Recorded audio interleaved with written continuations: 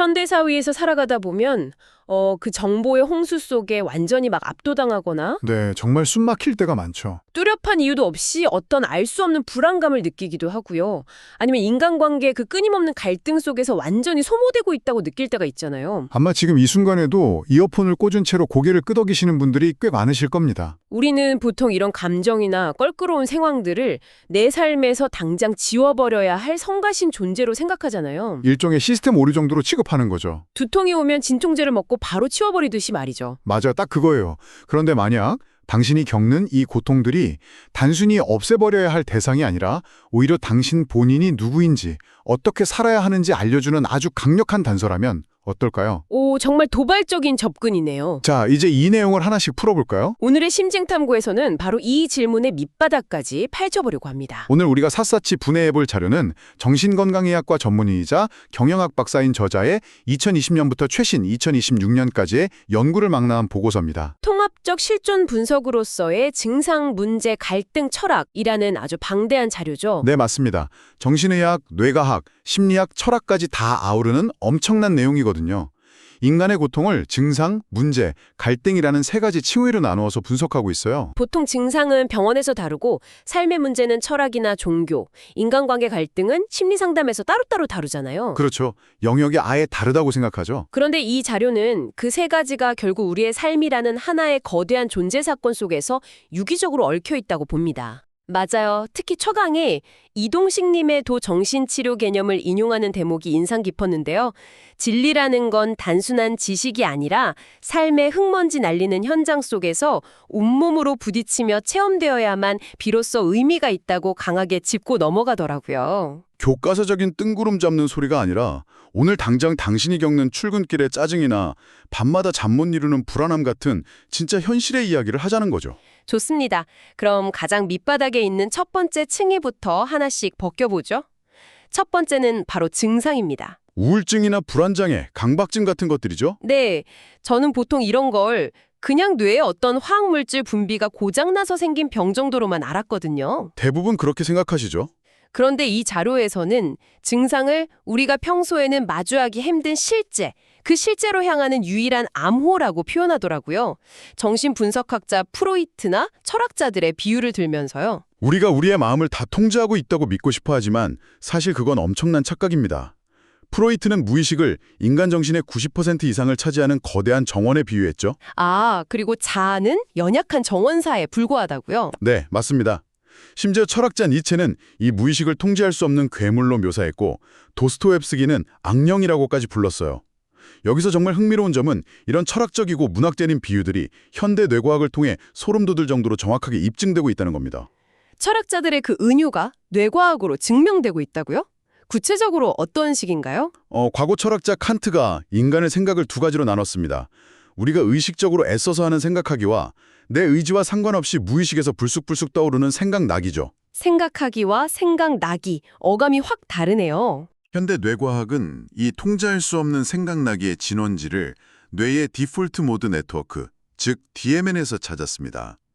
우리가 아무것도 안 하고 멍 때리고 있을 때 오히려 활발하게 돌아가는 뇌의 배경회로죠. 아, 그 멍 때릴 때 돌아가는 회로요? 네. 그리고 최근 뇌과학계에서 가장 지지를 받는 이론이 베이지 뇌가설인데요. 이 가설에 따르면 우리의 뇌는 바깥 세상의 정보를 있는 그대로 받아들이는 수동적인 카메라가 아닙니다. 그럼 뭐죠? 뇌는 과거의 경험을 바탕으로 다음에 무슨 일이 일어날까를 끊임없이 예측하는 일종의 거대한 추론 기계입니다. 뇌가 스스로 예측 시뮬레이터를 계속 돌리고 있다는 거군요. 그럼 우리가 흔히 말하는 정신적인 증상이라는 건 그 시뮬레이터에 버그가 난 건가요? 아주 정확한 비유입니다. 뇌가 만들어낸 예측 모델과 눈이나 귀로 들어오는 실제 현실의 감각 사이에 오차가 발생하는데요.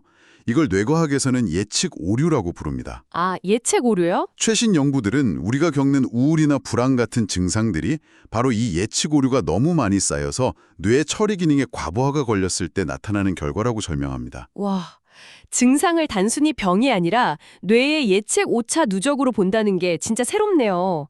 자료를 보니까 현대인들이 가장 많이 겪는 6가지 주요 증상을 실존적인 시간의 개념이랑 뇌 부위의 기능 이상으로 짝지어서 설명해 두었던데 저는 이 부분이 완전 흥미로웠거든요. 네, 굉장히 날카로운 분석이죠.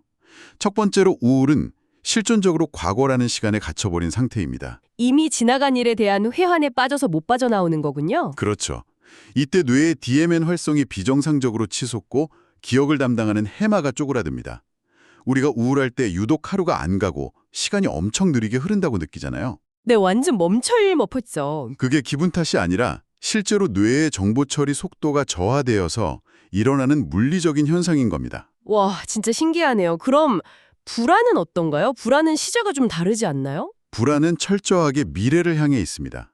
아직 일어나지도 않은 불확실한 일에 대한 실존적인 공포죠. 미래에 대한 공포? 이때는 뇌에서 공포 경보기 역할을 하는 편도체가 과도하게 비상벨을 울려대고 이 비상벨을 이성적으로 눌러서 꺼줘야 할 전전두엽의 기능은 뚝 떨어져 버립니다. 브레이크가 고장난 거네요. 강박은요? 과거도 미래도 아닌 현재랑 관련이 깊다고 본 것 같은데요. 네, 강박은 철저히 현재의 질서에 집착하는 겁니다.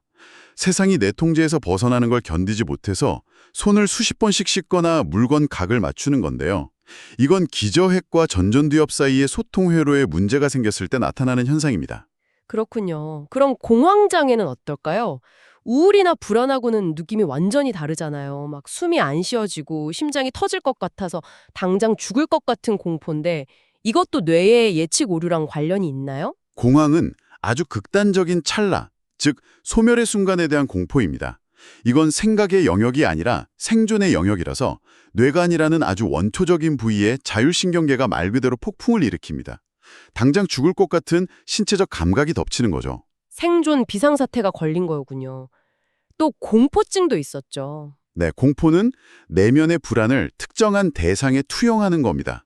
편도체와 시각 피질이 즉각적으로 과잉 반응을 일으키는 거고요. 아하, 그리고 또 하나 주목해야 할 증상이 바로 중독이잖아요. 사실 요즘 중독 문제가 진짜 심각한데요. 맞습니다.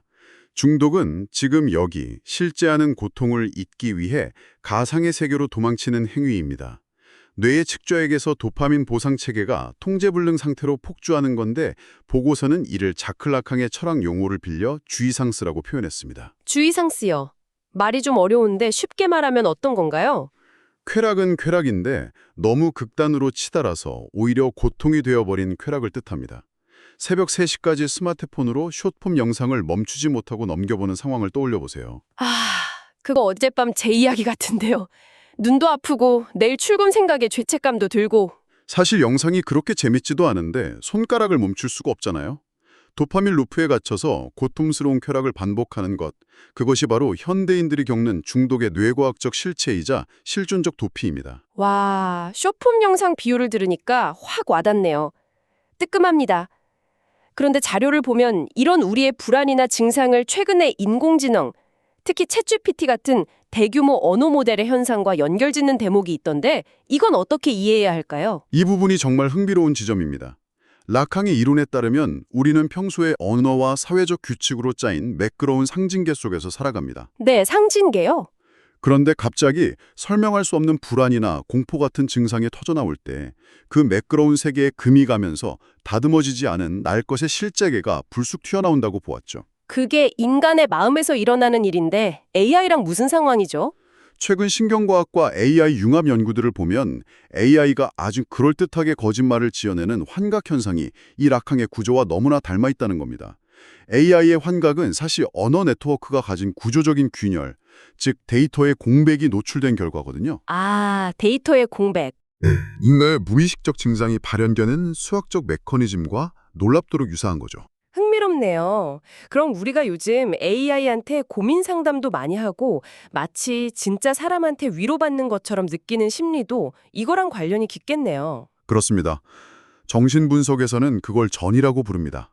현재인들이 고독하고 불안하니까 방대한 데이터를 가진 AI를 내 마음을 완벽하게 알아주는 혹은 모든 것을 알고 있다고 가정된 주체로 무의식적으로 설정해버리는 겁니다. 일종의 투사를 하는 거네요. 맞습니다. AI가 건네는 매끄럽고 완벽한 텍스트를 보며 당장의 위안은 얻겠지만 철학적으로 보면 이건 당신의 실존적인 고독을 아주 찰나의 순간 동안 덮어둘 뿐입니다. 진짜 위로가 아니라는 거군요. 오히려 갈등을 피하고 거짓된 위안에만 기대다 보면 스스로 고민하고 돌파해내는 주체성을 잃어버리고 거대한 알고리즘 사회의 부속품처럼 고착될 위험이 큽니다. 새벽에 AI 챗봇한테 내 깊은 속마음 털어놓는 게 근본적인 해결책이 될 수는 없다는 뼈아픈 경고네요. 그렇다면 이 증상이라는 칭의에서 우리는 어떻게 벗어나야 할까요? 발상의 전환이 필요합니다. 자료에서는 증상을 없애야 할 병균이 아니라 내 삶의 새로운 방식을 제안하는 아이디어의 보고로 보라고 제안합니다. 아이디어의 보고요. 네, 우울은 나 자신과 타인을 향한 깊은 연민으로, 불안은 삶을 대비하는 심도 있는 사색으로 승화될 수 있다는 거죠. 이건 단순한 위로가 아니라 과학적 사실입니다. 최근 fMRI 뇌영상 연구들을 보면 마음 침김 명상 같은 훈련이 뇌 시냅스 연결 자체를 완전히 바꿔버린다는 것이 증명되었습니다. 뇌의 하드웨어 자체가 변한다는 그 신경 가소성 말씀이시죠? 맞습니다. 마음 챙김을 통해 현재 순간에 집중할 때 우리를 꼬리에 꼬리를 무는 걱정과 과거의 후회로 몰아넣었던 그 DMN의 과도한 활동이 즉각적으로 억제됩니다.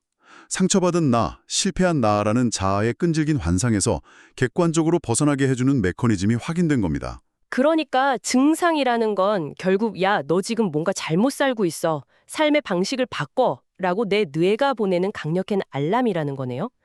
자, 이렇게 우리 내면에서 벌어지는 증상들이 밖으로 튀어나와 구체적인 현실의 사건이 될 때 보고서는 이것을 두 번째 층위인 문제라고 부릅니다. 여기서부터는 철학자 칼 융의 이론이 등장하던데요.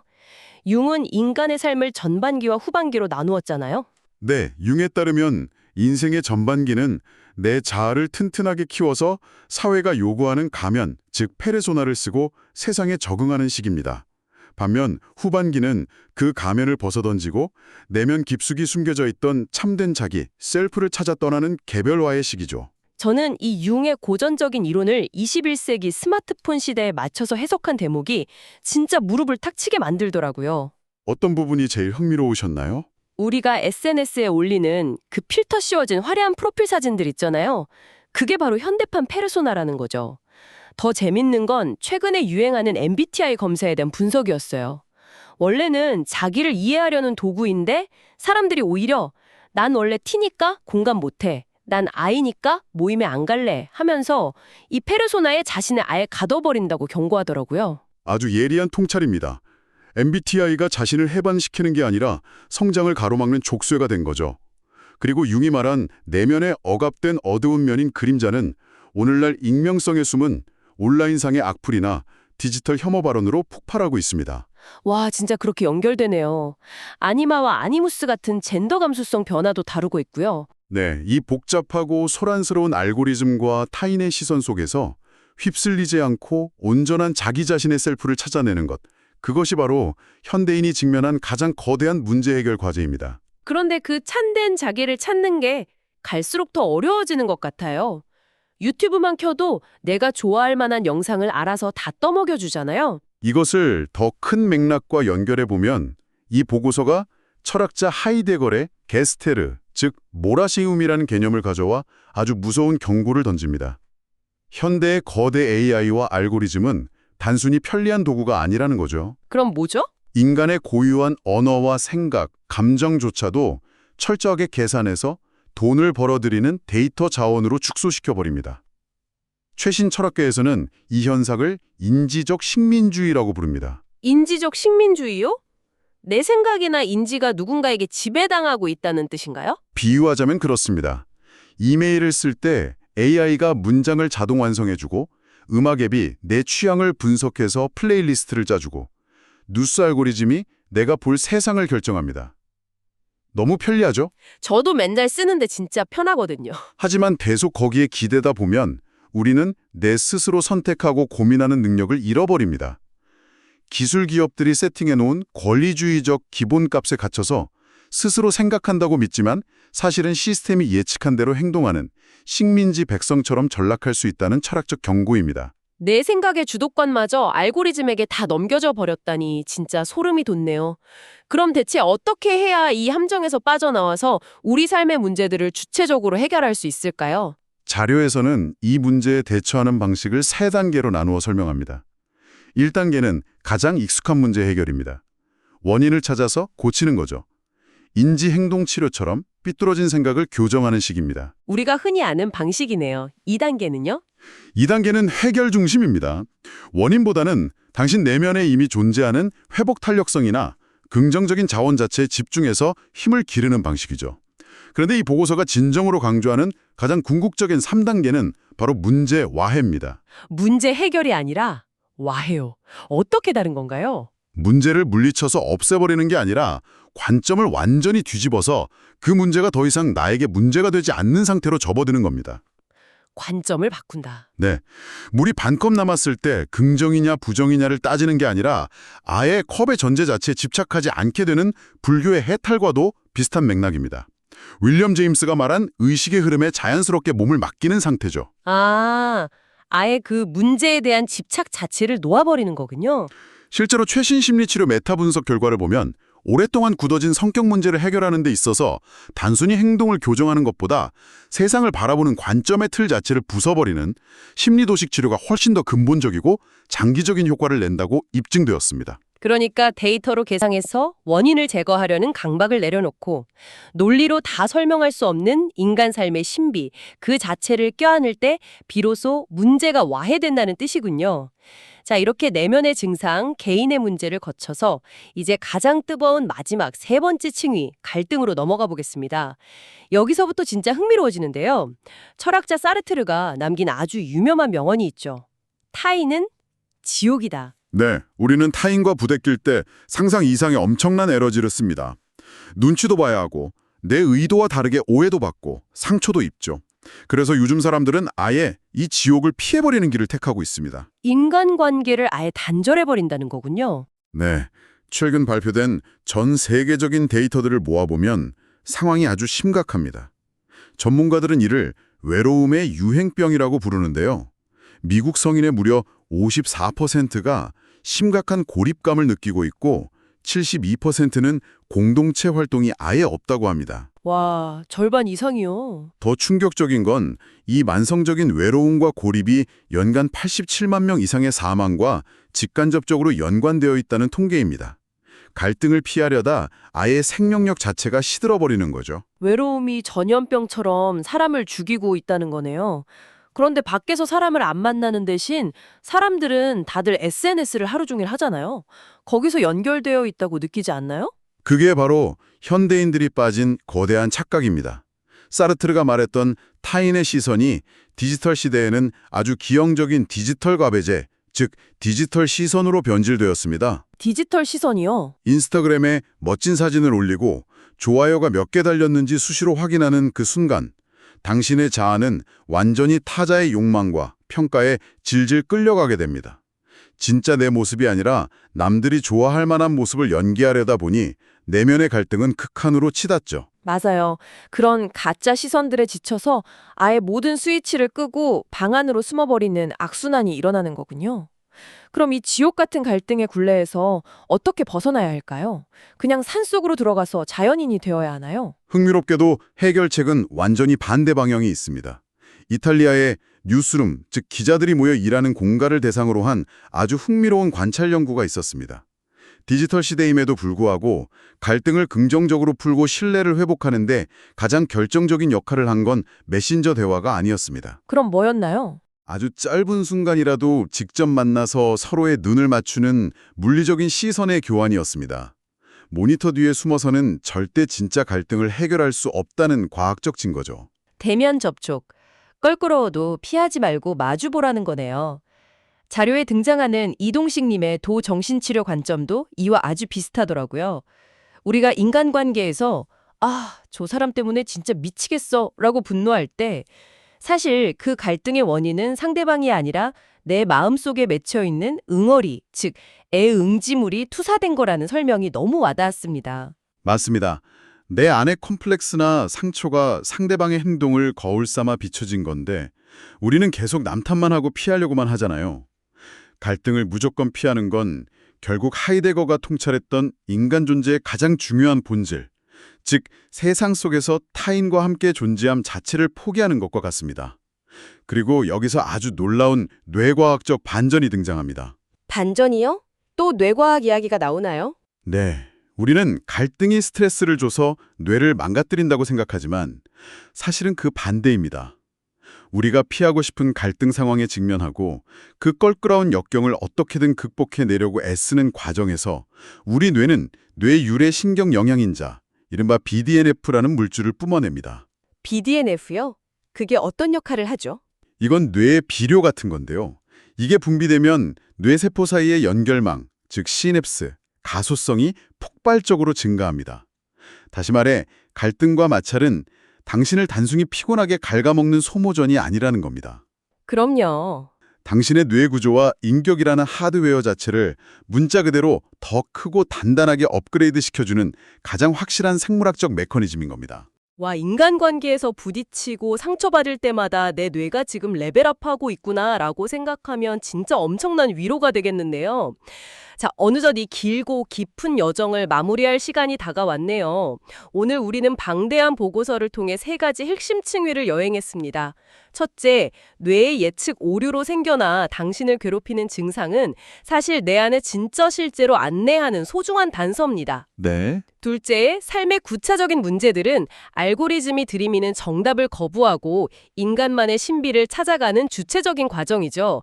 마지막 셋째, 타인과의 갈등은 회피해야 할 지옥이 아니라 나의 존재를 확인하고 내 뇌의 하드웨어를 한 단계 진화시키는 필수적인 통로입니다. 철학자 폴 틸리시는 이 껄끄러운 세상 속으로 뛰어드는 태도를 존재의 용기라고 불렀고, 동양의 맹자는 이를 호연직이라고 표현했죠. 우리는 지금 AI가 인간의 마음과 취향마저 데이터로 계산하려다는 아주 촘촘하고 매끄러운 디지털 거울 속에 갇혀 있습니다. 맞아요. 하지만 그 안전해 보이는 거울을 깨고 밖으로 나와서 진짜 사람들과 얽히고 상처도 받고 또 서로 눈을 맞추며 회복하는 그 투박하고 불편한 과정 속에서만 우리는 결코 데이터로 환산될 수 없는 인간 생명 고유의 존엄을 지켜낼 수 있을 겁니다. 이 자료의 맨 마지막에 아주 묵직한 문장이 하나 등장하더라고요. 인생은 채우러 온 것도 비우러 온 것도 아니고 배우러 온 것이다. 어쩌면 오늘 우리가 나눈 모든 이야기를 이 한 줄이 완벽하게 요약해주고 있는 것 같습니다. 정말 깊은 울림을 주는 문장이네요. 괴롭히는 일상들을 바라보는 시선이 아주 조금이라도 달라졌으면 좋겠습니다. 만약 갑자기 찾아오는 불안이라는 증상, 도무지 풀리지 않는 문제, 그리고 직장 동료나 가족과의 껄끄러운 마찰이 사실은 당신의 뇌와 영혼을 업그레이드해주기 위해 찾아온 위대한 스승이라면 당장 내일 아침에 마주할 그 작은 불편함을 대하는 당신의 태도는 어떻게 달라질까요? 네, 정말 한번 생각해 볼 문제죠. 혹시 그동안 불편한 마음이 훅 올라올 때마다 습관적으로 스마트폰을 꺼내 무의미한 숏폼 영상 속으로 도망치진 않으셨나요? 당장 오늘부터는 그 도피의 손가락을 잠시 멈추고 아주 찰나의 순간이라도 그 껄끄러운 마찰음 한가운데에 조용히 머물러 본다면 어떨까요? 어쩌면 알고리즘이 절대 예측할 수 없는 당신만의 진짜 아름답고 고유한 자기는 바로 그 회피하고 싶던 불편함의 정중앙에서 당신이 눈을 맞춰주기만을 간절히 기다리고 있을지도 모릅니다. 오늘의 심층 탐구가 정보의 홍수 속에서 흔들리는 당신의 일상에 아주 작지만 단단한 의미와 용기를 남겼기를 바랍니다. 늘 깨어있는 당신의 눈빛으로 당신만의 멋진 인생 이야기를 거침없이 써 내려가시길 진심으로 응원합니다.